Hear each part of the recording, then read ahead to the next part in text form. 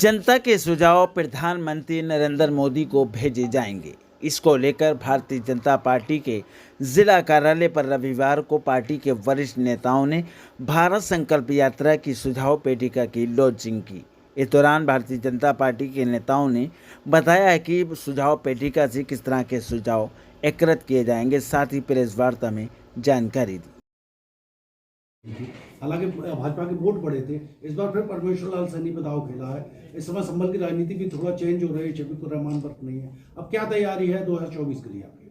2024 101% हम चुनाव जीतने जा रहे हैं। 2019 में हमने 1.25 लाख वोट बढ़ा के लिया था और 2019 में देश का माहौल तमाम विपक्षी दलों द्वारा ऐसा बना दिया गया था जैसे सरकार बदल रही है। लेकिन मैं कह सकता हूं कि इस बार हर व्यक्ति, आपके माध्यम से कह सकता हूं कि हर व्यक्ति श्योर है कि मोदी जी तीसरी बार प्रधानमंत्री बनने जा रहे हैं। और संभल की जनता से विशेष अपील मेरी है कि जब मैंने बहुत सुना है कि हम क्या करें, हमारी सरकार नहीं है, तो लोगों को भी ऐसे व्यक्ति को चुनना चाहिए जिसकी सरकार है, जो सब क्षेत्र में विकास कराने में सक्षम है। और संभल की जहाँ तक मैं बात करूँ, लोगों ने आपसी राजनीति में खिंचतान की है, लेकिन जो संभल का विकास हो सकता था, एक पौराणिक नगरी संभल है, लेकिन जो विकास हो सकता था वो विकास नहीं किया। लोग भले ही किसी के विषय में कसीदे पड़े, हम पिछली बातों में नहीं जाएंगे, लेकिन संभल को अगर कुछ दिया है तो मात्र भारतीय जनता पार्टी की सरकार ने दिया है। संभल से 6 किलोमीटर की दूरी पर मेडिकल कॉलेज बनाने का काम किया है। बाकी संभल की तो बागडोर ऐसे हाथों में रही है जो एक रोडवेज का बस अड्डा तक नहीं बना पाया। ऐसी सूचना है कि लोकसभा चुनाव से पहले सीए लागू हो सकता है, गृह मंत्रालय इसके लिए लागू कर सकता है, तो इस चुनाव से पहले क्या आवश्यकता है सीए की? ये पास हुआ था लेकिन किसी वजह से लागू नहीं हो पाया और इससे किसी को भी भ्रमित होने की आवश्यकता नहीं है। हमारे विशेष रूप से एक समुदाय के लोगों को डराया गया है, लेकिन भारत के किसी भी नागरिक को इस सीए कानून से परेशानी नहीं है। ये अन्य देशों के जो हमारे अप्रवासी लोग यहाँ रह रहे हैं, जिनकी नागरिकता नहीं हो पाई है, उनके लिए है। इससे किसी को भी भ्रमित होने की आवश्यकता नहीं। ठीक।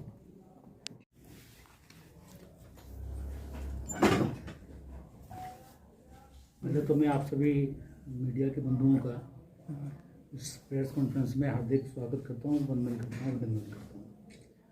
आज ये जो प्रेस कॉन्फ्रेंस है, आप सब लोगों को इसलिए यहाँ बुलाया गया है, आपको ये अवगत कराने के लिए कि भारतीय जनता पार्टी अपना जो संकल्प पत्र है वो पहले भी जारी करती रही है। राजनीतिक दल घोषणा पत्र जारी करते हैं, भारतीय जनता पार्टी संकल्प पत्र जारी करती है। और उसका एक बड़ा रीज़न है कि हम लोग भारतीय जनता पार्टी जन आकांक्षाओं के अनुरूप काम करने का काम हमेशा से करती रही है। पिछली बार जो संकल्प पत्र में संकल्प भाजपा के द्वारा लिए गए, वो लगभग सभी को पूरा करने का काम भारतीय जनता पार्टी ने किया है। जन आकांक्षाओं के कारण बहुत सारी चीज़ें ऐसी हों जो कहीं छूट रही हों, जो ध्यान में नहीं आ रही हों, तो जनता के करीब तक पहुंचने के लिए हम लोगों ने आज ये एक सुझाव पेटिका, जिसको विकसित भारत संकल्प पत्र के सुझाव के रूप में हम लोग एक आमंत्रित कर रहे हैं। और इसको एक ही माध्यम नहीं, विभिन्न माध्यम, कई जगह पेटिकाओं तक लोगों के पहुंचने की अप्रोच नहीं होती है, तो इसके कई चरणों में अलग अलग तरीके से हम लोग इसको लॉन्च करने का काम कर रहे हैं। इसके 3-4 माध्यम रहेंगे, जिसको मैं आप लोगों के माध्यम से जनता तक पहुंचाने की मेरी अपेक्षा है। कोहोर्ट मिलन एवं संवाद, इसमें अनेक तरह के समूह हैं, चाहे एनजीओ हैं, चाहे व्यापारी वर्ग हैं, उद्योगपति हैं, इन सब लोगों के अनेक तरह की श्रेणियां हैं। इन लोगों से एक संवाद। दूसरा, हमारे कार्यकर्ताओं की टोलियाँ घर घर जाकर संपर्क करेंगी और उन लोगों से सुझाव आमंत्रित करेंगी। तीसरा, हमारे पार्टी के जो प्रकोष्ठ हैं, उन प्रकोष्ठों की अलग अलग बैठकें होंगी। उन प्रकोष्ठों के माध्यम से हम लोग जो इस संकल्प पत्र में क्या क्या उन लोगों के सुझाव हैं, उनको एकत्रित करके पार्टी तक पहुंचाने का काम करेंगे। अन्य अभियान जैसे लाभार्थियों से संपर्क, हमारे लाभार्थी संपर्क के कार्यक्रम चल रहे हैं।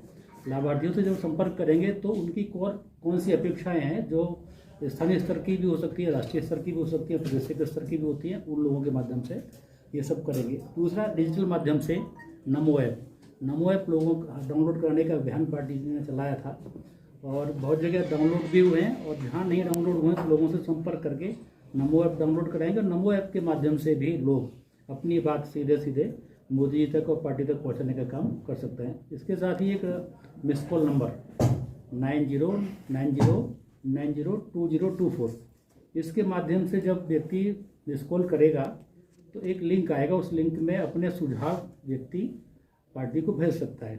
सोशल मीडिया के माध्यम से भी पार्टी को सुझाव दे सकते हैं। इसके अतिरिक्त प्रत्येक लोकसभा क्षेत्र में 2 पार्टी वैन चलाएगी, वीडियो वैन।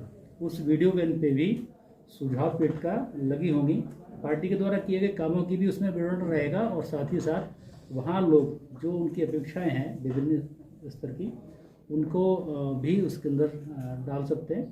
तो अनेक तरह के माध्यम पार्टी ने लॉन्च किए हैं ताकि जो भी आम जन की एक भावना है, भाजपा से जो अपेक्षा है, वो माननीय प्रधानमंत्री जी तक, भारतीय जनता पार्टी तक पहुँचे और उसी के अनुरूप भारतीय जनता पार्टी अपने इस संकल्प पत्र को तैयार करने का काम करेगी। और हम सब लोग जानते हैं, आप सब लोग भी जानते हैं, मीडिया का भी सभी बंधुओं का हमेशा चूँकि एक चौथा स्तंभ है, तो अच्छाइयों को भी दिखती है और बुराइयों को भी दिखती है। भारतीय जनता पार्टी के अनेक कामों को आप लोगों ने अप्रिशिएट किया है, उसको स्वीकार किया है कि भाजपा ने अनेक ऐसे काम जिनको हम लोग हमेशा ये कहते थे कि चुनावी संकल्प पत्र का हिस्सा है, लेकिन इस पर कभी काम नहीं होता, कभी इसके परिणाम नहीं आते। वो चाहे राम मंदिर का मुद्दा हो, चाहे धारा 370 का मुद्दा हो, अनेक ऐसे मुद्दे जिनको ये लोग हम एक ये मानते थे कि केवल इनके घोषणा पत्र का हिस्सा है, इस पर कभी काम नहीं हो सकता। और भारतीय जनता पार्टी ने ये सिद्ध किया कि भारतीय जनता पार्टी जो संकल्प लेती है उनको पूरा करने का काम भी भारतीय जनता पार्टी करती है। और इसी क्रम में मैं सब लोगों से, आप लोगों के माध्यम से, आमजन से आग्रह करूंगा कि जो विभिन्न माध्यम दिए गए हैं, इन बैठकों के माध्यम से हों, चाहे अनेक डिजिटल माध्यम हों, उनके माध्यम से अपने सुझाव भारतीय जनता पार्टी को भेजने का काम करें। और इसके माध्यम से ये हम लोग संकल्प पत्र बनाने का काम भारतीय जनता पार्टी करेगी। इसमें 2-3 माध्यम है, इसमें 2 विषय और कहना चाहूँगा कि ये जो अभियान हमारा चलेगा, ये 15 मार्च तक चलेगा। 15 मार्च तक जो भी सुझाव आएंगे वो सुझाव पार्टी तक पहुँचेंगे और उसी के आधार पर भारतीय जनता पार्टी अपना संकल्प पत्र तैयार करेगी। और निश्चित रूप से ये बहुत खुशी का विषय है कि लोकसभा क्षेत्र संबल में अपने प्रत्याशी को घोषित कर दिया गया है। हमारे यहाँ अनेक लोग दावेदार थे, बहुत से ज्येष्ठ और श्रेष्ठ लोगों ने टिकट मांगा था, बहुत अच्छे लोग थे, लेकिन भारतीय जनता पार्टी की परंपरा है कि एक ही व्यक्ति को अवसर हम लोगों को देना है।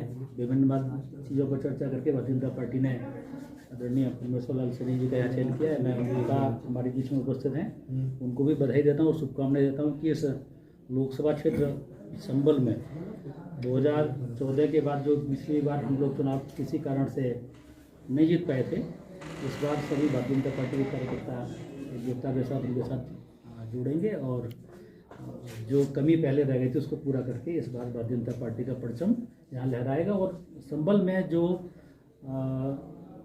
एक उचित आवाज़ संसद में न पहुँच पाती थी, उसके कारण से जो विकास की अवरोध यहाँ उत्पन्न हुआ था, तो उसको दूर करने का काम हमारे परमेश्वर लाल सैनी जी के द्वारा यहाँ होगा, ऐसा मुझे विश्वास है। इतना विषय मुझे प्रेस में रखना था, बाकी जैसा हेमंत जी, एक सवाल, कल समाजवादी पार्टी के अखिलेश यादव जी का ये बयान आया कि भाजपा ने 195 की सूची जारी की है, लेकिन जहां संभावना है वहीं भाजपा ने जारी की है सूची, बाकी अन्य भाजपा हार रही है। उन्होंने सवाल खड़े किए भाजपा के कैंडिडेट की सूची पर। नहीं, ऐसा नहीं है।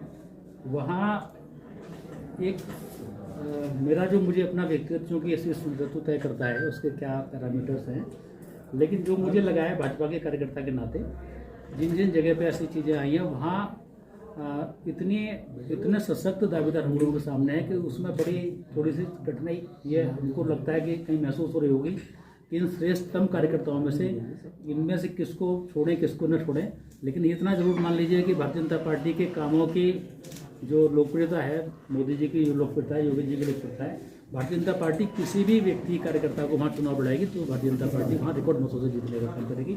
और मैं आप लोगों के माध्यम से भी ये स्पष्ट कर दूँ कि अखिलेश जी कई बार पिछली बार भी विधानसभा चुनाव में कह रहे थे कि हम लोग सरकार बना रहे हैं, स्थिति आप लोगों ने देखी। आज हम लोग से इस नेतृत्व के कामों के आधार पर और जनता में भारतीय जनता पार्टी की लोकप्रियता के आधार पर मैं ये कह सकता हूँ कि उत्तर प्रदेश के अंदर भारतीय जनता पार्टी 80 में से 80 सीटें जीतने जा रही है।